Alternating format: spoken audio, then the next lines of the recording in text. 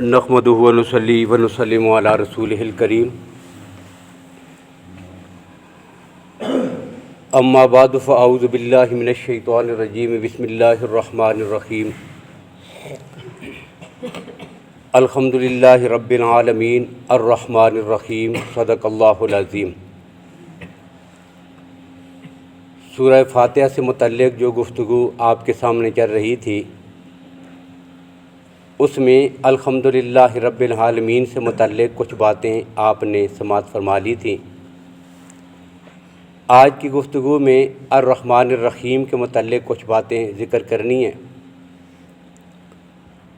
اور یہ جو رب العالمین کے دو صفاتی نام ہیں رحمان اور رحیم،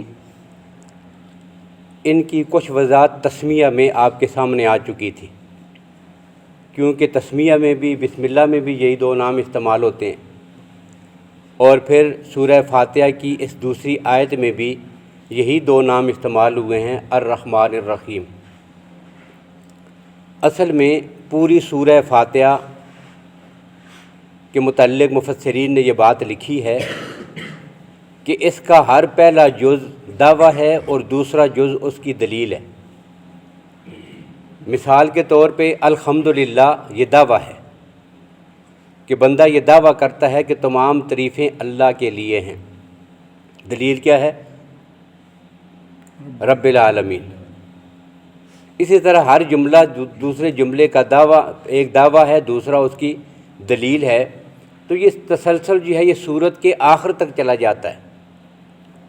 اب یہاں بھی الرحمن الرحیم، رحمان اور رحیم دونوں کا معنی رحمت ہے، رحمت کرنے والا، لیکن دونوں جو ہے یہ مبالغے کی صیغے ہیں، یعنی کسی چیز کی کثرت، اس کی انتہا، اس کی وسعت، اس کا اظہار کرنے کے لیے جو الفاظ استعمال ہوتے ہیں تو کہتے ہیں کہ یہ مبالغے کے لیے ہیں۔ تو یہاں بھی رحمان اور رحیم دونوں مبالغے کے لیے ہیں۔ رحمان کے متعلق میں نے یہ بتایا تھا کہ یہ فعلان کے وزن پر ہے، اور اس وزن پر جتنے الفاظ آتے ہیں ان کی خاصیت یہ ہے کہ ان میں انتہا درجے کی وسعت اور زیادتی پائی جاتی ہے۔ مثلا ایک آدمی پیاسا ہے تو اس کو آتش کہیں گے، لیکن جب پیاس کی انتہا اور پیاس سے وہ مرنے کے قریب ہو گیا ہو اس کو پھر آتش نہیں کہیں گے، اس کو عطشان کہیں گے۔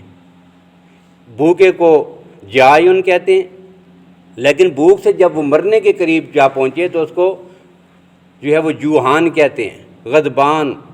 اب اسی وزن پر ہے رحمان، کہ جس کی رحمت کی کوئی انتہا اور وسعت کی کوئی انتہا ہی نہ ہو، ایسی ذات کو جو ہے وہ رحمان کہتے ہیں۔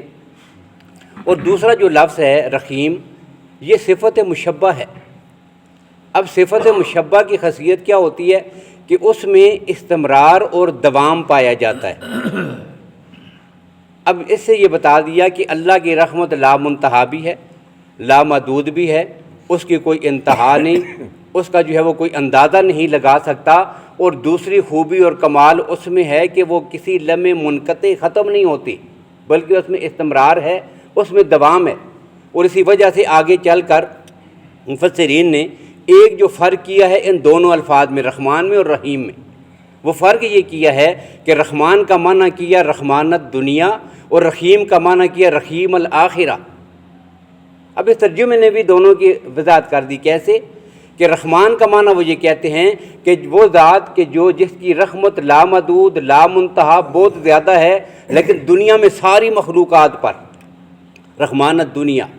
اور رحیم کا معنی کیا؟ رحیم الآخرہ، آخرت میں جس کی رحمت اپنے بندوں پر ہوگی۔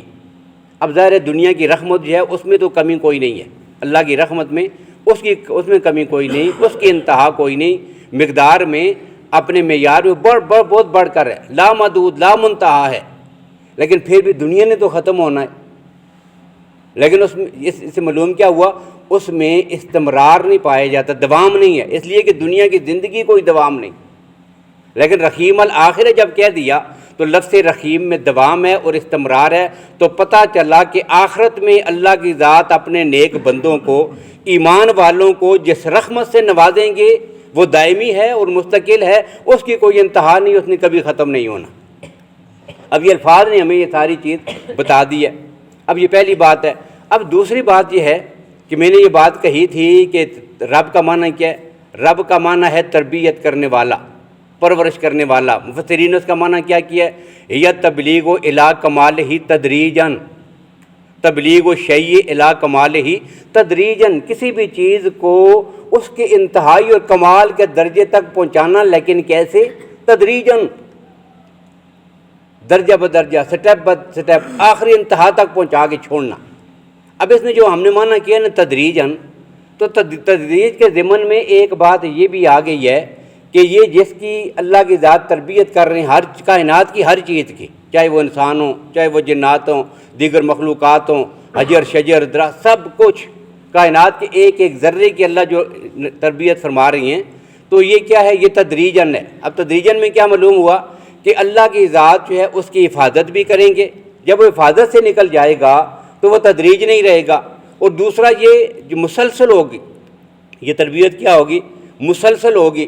اب اللہ نے ساری کائنات، سوال پیدا ہوتا تھا، اللہ نے ساری کائنات کو پیدا کیا، اللہ کی ذات ساری مخلوقات کی تربیت کر رہی ہیں، وہ ساری کائنات کے رب ہیں، تو اللہ یہ سارا کچھ کیوں کرتے ہیں؟ یہ سوال تھا، اللہ نے سارا کچھ کیوں کیا؟ اس لیے کہ دنیا میں ہم دیکھتے ہیں کہ انسان جو بھی کام کرتا ہے نا، اس کے پیچھے محرکات جو ہوتے ہیں، وجوہات ہوتی ہیں۔ کتنی وجوہات ہوتی ہیں ہمارے ہاں؟ 3 وجہ ہوتی ہیں۔ یاد رکھیے گا، ہم کوئی بھی کام کرتے ہیں نا تو عموماً اس کے پیچھے 3 وجہوں میں سے کوئی ایک وجہ ضرور دیکھیں گے آپ پائی جائے گی۔ کیا؟ کوئی کام کریں گے کسی کے دباؤ میں آ کر، یہ میں کیوں کر رہا ہوں؟ اوپر کوئی بڑا ہے، چاہے میرا والد ہی کیوں نہ ہو، چاہے میرے استاد ہی کیوں نہ ہوں، چاہے کوئی اور ادارہ ہی کیوں نہ ہو، اس کے دباؤ میں آ کر کچھ کام میں نے کرنے ہیں۔ اب دل نہیں بھی کرتا تو کرتا ہوں، کیوں؟ اس لیے کہ کسی کے دباؤ میں ہوں۔ ایک اس وجہ سے دنیا میں آدمی کوئی کام کرتا ہے۔ دوسرا آدمی کوئی کام کرتا ہے کہ اس وجہ سے کہ وہ اس کی ضرورت ہوتی ہے۔ یہ جو ہم محنت کرتے ہیں، میں نے دکان چلائی ہوئی ہے، میں نے کاروبار شروع کیا ہوا ہے، میں گاڑی چلا رہا ہوں، میں ملازمت کر رہا ہوں، کوئی اور محنت کر رہا ہوں، کیوں کرتا ہوں؟ یہ میری ضرورت ہے۔ تو بہت سارے کام ہم اس وجہ سے کرتے ہیں کہ یہ کیا ہے؟ ہماری ضرورت ہے۔ اور بہت سارے کام ہم کرتے ہیں کسی لالچ میں آ کر، کسی کی لالچ کی وجہ سے، کوئی لالچ ہوتی ہے اس کا یہ فائدہ ہوگا، مجھے کوئی فائدے مجھے حاصل ہو جائیں گے، ان فوائد کو حاصل کرنے کے لیے آدمی کسی چیز کے لالچ میں یہ کام کرتا ہے۔ اب سوال یہ پیدا ہوتا تھا، اللہ نے کائنات کا اتنا بڑا نظام سجا دیا، ساری کائنات کو اللہ نے پیدا کر دیا، پیدا کرنے کے بعد اس کی حفاظت فرمائی، اس کے بعد اس کی تربیت کی، یہ ساری چیزیں اللہ نے اپنے ذمے لی ہیں، تو یہ کیوں لی ہیں؟ کیا اللہ کی نعوذ باللہ کوئی ضرورت تھی؟ اللہ کی کوئی ضرورت نہیں ہے۔ اور ضرورت کے بارے میں ایک حدیث ہے مسلم شریف کی کتاب البر، اس میں وہاں پر ایک حدیث ہے، نبی اکرم صلی اللہ علیہ وسلم فرماتے ہیں کہ اللہ کی ذات فرماتے ہیں، حدیث قدسی ہے، یا عبادی لو ان اولکم و آخرکم و انسکم و جنکم، اگر تمہارے پہلے تمہارے آخری ساری مخلوقات، جن بھی انسان بھی سارے، یہ سب کے سب مل کر سارے گمراہ ہو جائیں، سب بدراہ ہو جائیں، غلط راستے پہ آ جائیں، اور کوئی بھی اللہ کے نام لینے والا دنیا میں باقی نہ رہے، ساری مخلوقات میں سے کوئی بھی نہ ہو، سارے باغی ہو جائیں، اللہ کہتے ہیں کہ میری عظمت میں ایک رائی کے دانے کے برابر بھی کوئی کمی نہیں آتی، میرا کیا بگڑے گا؟ میرا کیا بگڑے گا؟ اور دوسرا جملہ اللہ کی ذات فرماتے ہیں کہ نبی اکرم صلی اللہ علیہ وسلم نے فرمایا، لو انسکم و جنکم و اولکم و آخرکم، اگر ساری کی ساری یہی مخلوق مل کر سارے نیکوکار بن جائیں، سارے متقی بن جائیں، سارے پرہیزگار بن جائیں، کوئی بھی غلط کام نہ کرے، سارے ہی اچھے کام کر رہے ہوں، تو میری عظمت میں بھی ایک رائی کے دانے کے برابر اضافہ نہیں ہوتا۔ تمہارے یاد کرنے سے میں بڑا ہوتا ہوں، مجھے شان ملتی ہے، مجھے مقام ملتا ہے، مجھے رتبہ ملتا ہے، ایسی کوئی بات نہیں ہے۔ اور تیسری بات پھر اللہ کے نبی صلی اللہ علیہ وسلم نے اسی حدیث میں فرمائی، مسلم شریف کی حدیث میں، کہ اللہ کی ذات فرماتے ہیں کہ ساری مخلوقات ایک میدان میں اکٹھی ہو، علی صعید واحد، ایک ہی میدان میں ساری مخلوقات کو، حضرت آدم علیہ السلام سے لے کر آخری انسان تک، تمام جنات بھی، چرند بھی، پرند بھی، دیگر مخلوقات بھی، حیوانات بھی، سب اکٹھے ہو جائیں، اور جس جس کی جو ضرورت ہے، جو ضرورت نہیں بھی ہے، جو کچھ وہ اپنی زبان سے مانگ سکتا ہے وہ اپنی زبان سے نکالے، اپنی آرزو کا اور تمنا کا اظہار کرے، میں سب کچھ پورا کر دوں۔ اور اتنے خزانے لوٹانے کے بعد بھی میرے خزانوں میں اتنی بھی کمی نہیں آتی کہ جتنا آپ سوئی کو پانی میں سمندر میں ڈبوئیں تو سمندر کے پانی میں جو سوئی کے ناکے کے ساتھ پانی لگتا ہے نا، اس سے جو کمی آتی ہے اتنی بھی میرے خزانوں میں کمی نہیں آتی۔ اس لیے اللہ نے یہ جو سارا انتظام اپنے ذمہ لیا ہے نا کہ وہ رب العالمین ہے، پوری انسانیت کی تربیت کر رہے ہیں، یہ کیوں ہے؟ یہ کسی دباؤ میں بھی نہیں ہے، پھر اللہ کی کوئی اپنی ضرورت بھی نہیں ہے، وہ کسی چیز کے محتاج بھی نہیں ہے۔ یہ ساری کائنات کی تخلیق یہ رب العالمین کی ضرورت نہیں تھی، یہ تو اللہ نے انسان کی ضرورت کے لیے پیدا کیا ہے۔ تو جب اللہ کی ضرورت بھی نہیں ہے، اللہ کو کوئی مجبوری بھی نہیں ہے، اللہ کے اوپر کسی کا دباؤ بھی نہیں ہے، تو پھر اللہ نے یہ مخلوق کیوں پیدا کی، سارا نظام کیوں چلایا؟ اللہ کہتے ہیں الرحمن الرحیم، یہ میری شان رحیمی ہے، میں اپنی رحمت کی وجہ سے سارے کام کر رہا ہوں۔ بندے کی تخلیق کی ہے کہ اپنی رحمت کی وجہ سے ان کو تربیت کر رہا ہوں، اپنی رحمت کی وجہ سے ان کی حفاظت کر رہا ہوں، اپنی رحمت کی وجہ سے گویا کہ اس دوسرے جملے نے پہلے جملے میں پیدا ہونے والے سوال کا جواب دے دیا۔ دوسری بات ہے، اب تیسری بات اس حوالے سے یہ بھی سنیں کہ جب بھی کوئی بچہ کوئی انسان دنیا میں آتا ہے نا تو اسے دو طرح کے مربیوں کی ظاہری اسباب میں، دنیا کے ظاہری زندگی میں، ان اسباب کی دنیا میں دو طرح کی تربیت کرنے والوں کی ضرورت ہوتی ہے۔ ایک تربیت کیا ہوتی ہے؟ اس کے خاص امور کی تربیت، خاص جو چیزیں ہیں نا ان کی تربیت پہ توجہ دینا، کیا کہ اس کا مستقبل بن جائے، آگے چل کر یہ اچھا انسان بن جائے، اس کی تربیت اچھی ہو، اس کو کوئی نقصان نہ پہنچے۔ اس کے لیے بعد کے جو مسائل آنے والے ہیں ان کی تربیت پہ توجہ دینا۔ اب اس کو کون سر انجام دیتا ہے؟ انسان کا والد۔ اللہ نے ہر بچے کو جو والد کا سایہ دیا ہوتا ہے نا، یہ والد کیا کرتا ہے؟ یہ والد وقتی طور پر اس کی ضروریات کو نظر انداز کرے گا، اسے اس سے کوئی پرواہ نہیں کہ میں اپنے بچے کو کھانا پکا کے دوں، میں اسے پانی پلاؤں، میں اسے کہیں سے دودھ لا کے دوں، نہیں، یہ ماں کرتی ہے۔ لیکن بعد میں اس کی زندگی کے جو خاص امور ہیں نا اس پہ نظر کس کی ہوتی ہے؟ والد کی، کہ کل جا کر، آج نہیں، آج مرضی ہے اس کو دھوپ میں جلنا پڑے، آج مرضی ہے اس کو بارش میں باہر نکلنا پڑے، آج اسے سردی میں، ٹھنڈ میں، موسم میں، پریشانی میں سفر کرنا پڑے، آج اسے مشقت اٹھانی پڑے، دن کو بھوکا رہ کر کلاس میں بیٹھ کر اسے پڑھنا پڑے، اسے مشقت ہو، اسے رات کو جاگنا پڑے۔ باپ کہتا ہے سب کچھ کرے، کیوں؟ آئندہ آنے والا جو اس کا دور ہے نا وہ چمک جائے گا، وہ بن جائے گا۔ اب ایک اس قسم کی تربیت کی ضرورت ہوتی ہے، اس کو کہتے ہیں خاص امور میں اس کی تربیت۔ اور دوسری ماں کی جو شفقت ہوتی ہے نا، دوسرا جو مربی دیا وہ اس کی ماں ہے۔ اب ماں کی تربیت کیا ہوتی ہے؟ ماں جو ہے وہ خاص امور کی طرف کوئی توجہ نہیں دیتی، کل اس کے ساتھ کیا ہوگا، کہیں عملی زندگی میں یہ ناکام تو نہیں ہو جائے گا، نہیں، ماں کہتی ہے بس ابھی یہ ٹھیک ہو، بس ابھی سویا ہو، اس کی نیند ابھی پوری ہو جائے، بس ابھی اس کو کھانے کے لیے، ابھی اس کو سکون ہو، ابھی نہ روئے، ابھی اس کے اوپر دھوپ نہ لگے، اب اس کو ٹھنڈ نہ لگے۔ یہ وقتی طور پہ جتنے اس کے معاملات ہیں نا یہ چل رہے ہیں۔ اللہ نے یہ دونوں اپنی صفتیں ایک ہی جگہ ذکر کر کے انسانوں کو بتا دیا کہ تمہارے ماں اور باپ میں جس رحمت اور شفقت کا رنگ ہے، اللہ کی ذات میں لامحدود لا منتہا، وہ ساری رحمت اللہ کی ذات کے اندر پائی جاتی ہے، یہ دونوں۔ اور اسی وجہ سے ماں والی جو شفقت ہے نا اس کا رنگ لفظ رحمان میں ہے، اور باپ والی جو شفقت ہے اس کا رنگ لفظ رحیم میں ہے۔ کیوں؟ دنیا میں کافر بھی ہے، جس طرح اولاد میں اچھے ہوتے ہیں کچھ برے ہوتے ہیں، کچھ نیک ہوتے ہیں، کچھ ذہین ہوتے ہیں، کچھ غبی ہوتے ہیں، کچھ اچھے ذہن والے ہوتے ہیں، کچھ فرمانبردار ہوتے ہیں، کچھ نافرمان ہوتے ہیں، یہ اولاد میں سب ہوتا ہے۔ لیکن ماں کیا کرتی ہے؟ اس کے لیے سارے برابر ہیں، وہ سب کو برابر کا کھانا بھی دیتی ہے، وہ سب کو ایک ہی چیز اٹھا کر بھی دیتی ہے، اسی چاہتی ہے سب کا لباس ہی ٹھیک ہو، سب آرام سے رہیں، سب سکون سے رہیں، اس کے لیے سارے برابر ہیں۔ لیکن باپ کیا کرتا ہے کہ جو نافرمان اس کا کان پکڑ کے اس کو سیدھا کرتا ہے، اس کو مارتا بھی ہے، اس کو سزا بھی دیتا ہے۔ اب لفظ رحیم جو ہے رحمان، اس نے دنیا کافر ہے اللہ اسے بھی رزق دیتا ہے، مشرک ہے اللہ اسے بھی روزی دیتا ہے، نافرمان ہے اللہ اسے بھی نہیں چھوڑتا۔ حضرت ابراہیم علیہ السلام کے بارے میں ایک واقعہ موجود ہے، مفسرین نے لکھا کہ بڑے مہمان نواز تھے، قرآن پاک میں ان کی مہمان نوازی کا ذکر بھی موجود ہے، ان کے جو مہمان ان کے پاس آئے تھے اس کا ذکر بھی قرآن پاک میں موجود ہے، بڑے مہمان نواز تھے۔ اب مفسرین نے لکھا کہ ایک دفعہ ایسا ہوا کہ وہ اس وقت تک کھانا نہیں کھاتے تھے جب تک کہ کوئی مہمان ان کے ساتھ آ کر شریک نہ ہوتا۔ کسی کو پکڑ کے لے آتے باہر سے، اس کو مہمان بنایا، ساتھ اس کے بیٹھ کے کھانا کھایا۔ اب ایک دن انتظار کرتے ہیں، کوئی آدمی نہ ملا، باہر نکلے، ایک آدمی جا رہا تھا، اسے پکڑا اور اندر ساتھ لے آئے، آؤ بھائی کھانا کھاتے ہیں۔ اب کھانا لا کے رکھا گیا، کھانا جب شروع کرنے لگے تو اسے کہتے ہیں چلو اللہ کا نام لو، شروع کرو، بسم اللہ پڑھو، اللہ کا نام لے کے شروع کرو۔ اب اس نے کہا میں تو اللہ کو نہیں مانتا، اس نے صاف کھلے لفظوں میں انکار کر دیا۔ اب ابراہیم علیہ السلام کو غصہ آیا نا کہ میرے اللہ کا انکار کر رہا ہے، بازو سے پکڑا، اسے کہا چلو پھر میرے ساتھ تمہیں کھانے کی بھی اجازت نہیں ہے، تو مشرک ہے، تو کافر ہے، میرے ساتھ کیسے کھانا کھائے گا؟ اللہ کے وجود کا انکار کر رہا ہے، کہتا ہے اللہ کے نام لے کے نہیں کھاؤں گا۔ اسے اٹھا دیا۔ اب جیسے وہ باہر نکلا نا تو اللہ نے فرمایا میرے خلیل یہ ساری دنیا میں کتنے کافر ہیں، آج تک میں نے کسی کا کھانا بند نہیں کیا ہے۔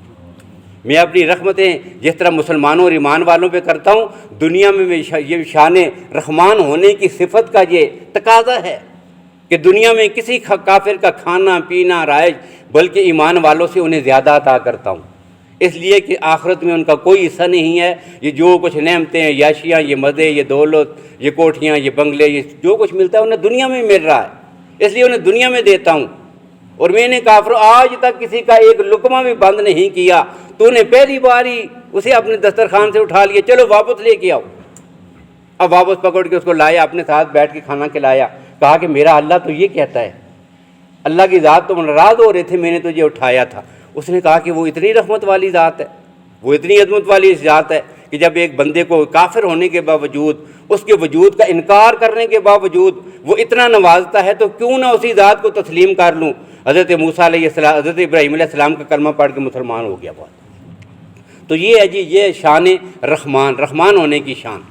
تو اللہ کی ذات جب وہ رحمان ہے، یہ باپ والی جو شفقت ہے نا، یہ دنیا میں ظاہر ہوتی ہے، یہ آخرت میں ظاہر ہوگی، اور دنیا میں ماں والی وہ رحمت ظاہر ہوتی ہے، وقتی طور پہ اس کی پریشانیاں نہ ہو، یہ نہ ہو، تو یہ ساری کفیت ہے۔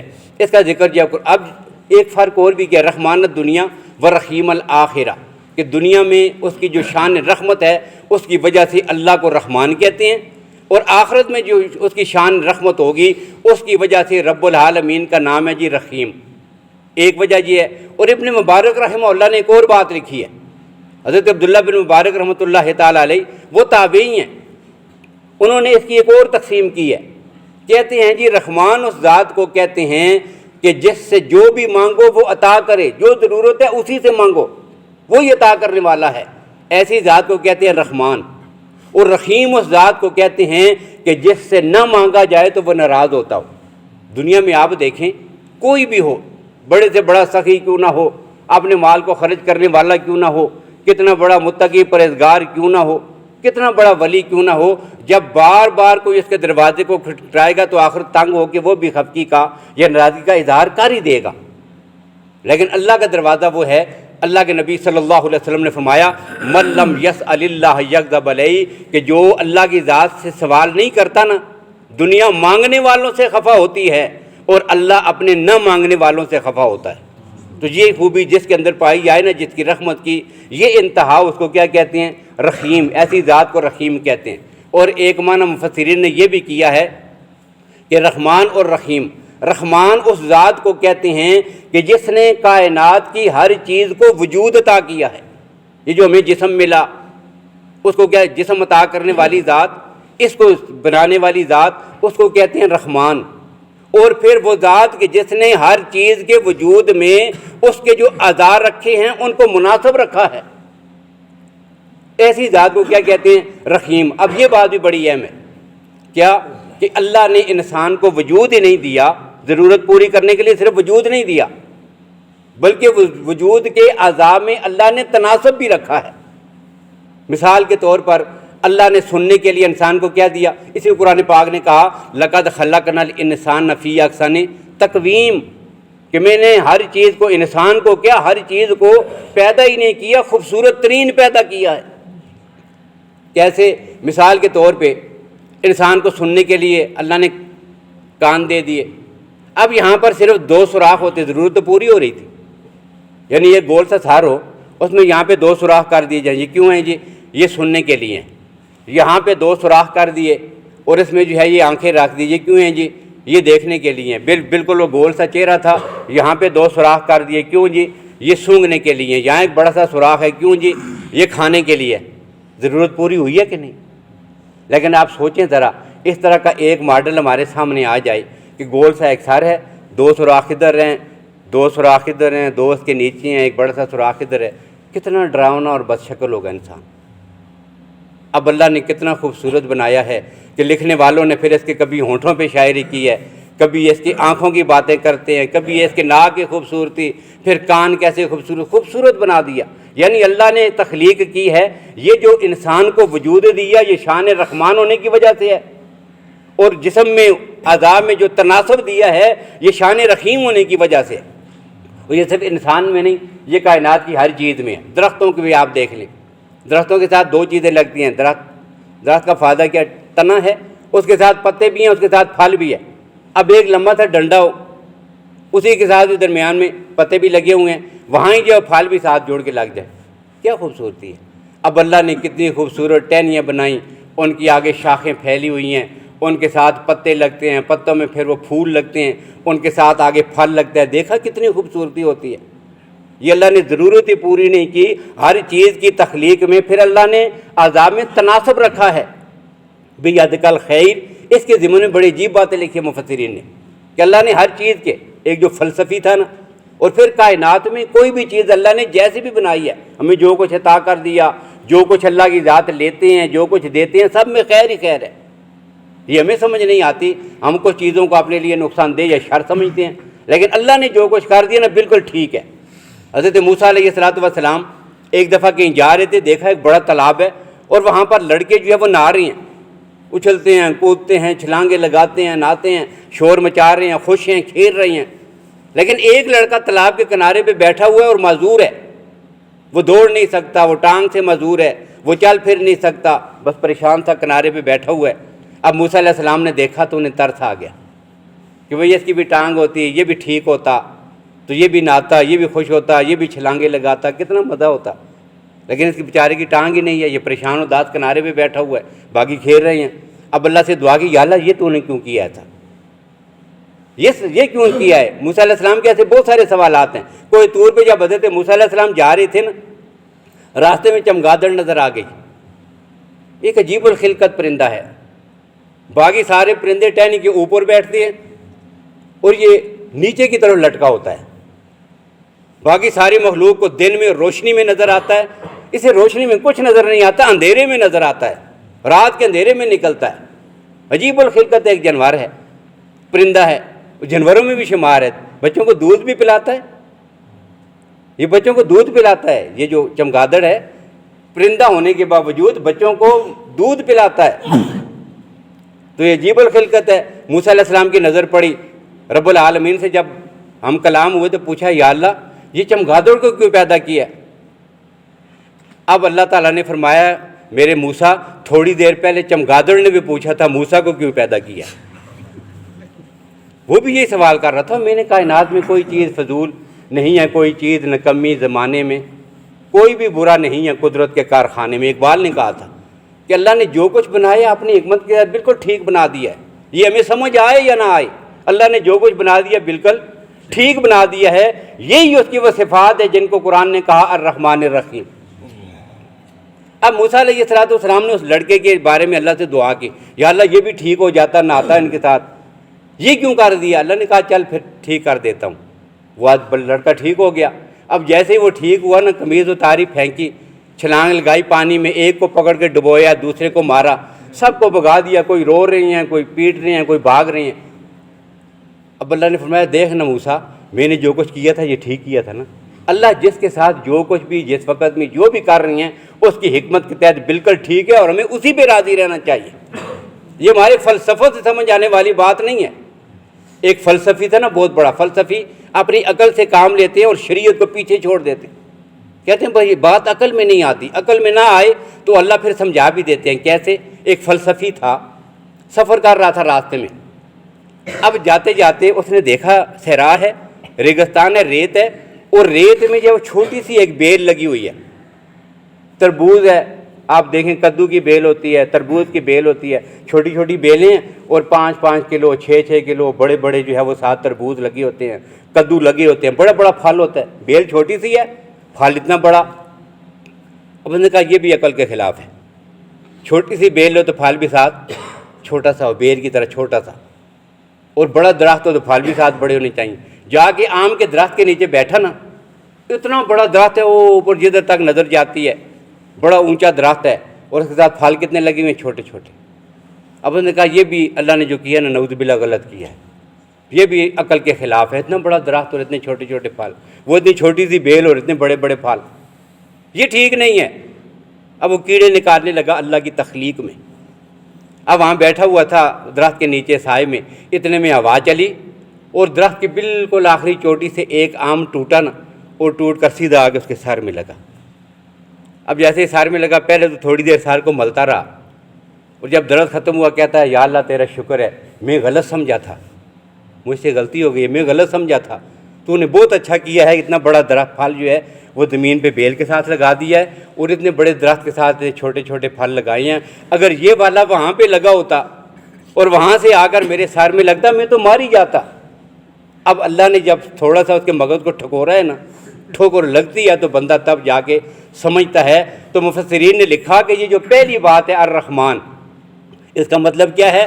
اللہ نے انسان کو جو وجود دیا یہ اس کی شان رحمان ہونے کی صفت ہے، اور جو اللہ اس میں مناسب اعضاء یا دنیا میں اس کے ساتھ جو معاملات کرتے ہیں نا، یہ اس کی شان رحیمی ہونے کی وجہ سے ہے۔ تو یہ دو صفات جو ہے یہاں پہ بھی ذکر کی گئی ہیں، تسمیہ بھی ذکر کی گئی ہیں، ان کی باقی تفصیل انشاءاللہ آئندہ کی گفتگو میں آئے گی۔ اللہ تعالی ہمیں نبی اکرم صلی اللہ علیہ وسلم کے طریقوں پر اور قرآن و سنت کو سمجھ کر عمل کرنے کی توفیق نصیب فرمائے۔